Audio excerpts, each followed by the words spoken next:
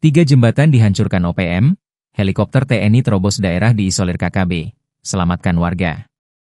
3 jembatan penghubung di Kampung Oksop, Distrik Oksop, Kabupaten Papua Pegunungan Bintang, Provinsi Papua Pegunungan dihancurkan oleh kelompok kriminal bersenjata, KKB, Organisasi Papua Merdeka, OPM.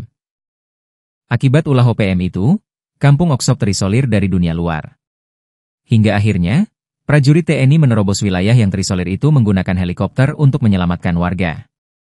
Para anggota TNI dari Satgas Yonif 751, VJS Koop swasembada menerobos masuk wilayah tersebut menggunakan helikopter.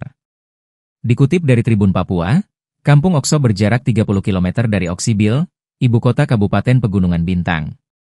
Ancaman dari Organisasi Papua Merdeka, OPM, telah meninggalkan trauma mendalam, memaksa warga mengungsi ke hutan dan kampung-kampung sekitar. Kondisi ini diperparah ketika 3 jembatan vital, penghubung utama jalur darat dari distrik Serambakon menuju distrik Oksop, sengaja dirusak oleh kelompok bersenjata.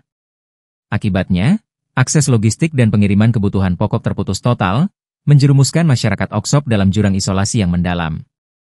Namun, kegelapan itu kini perlahan sirna. Kedatangan Satgas Yonif 751, VJS Koop swasembada di Kampung Oksop menjadi titik balik.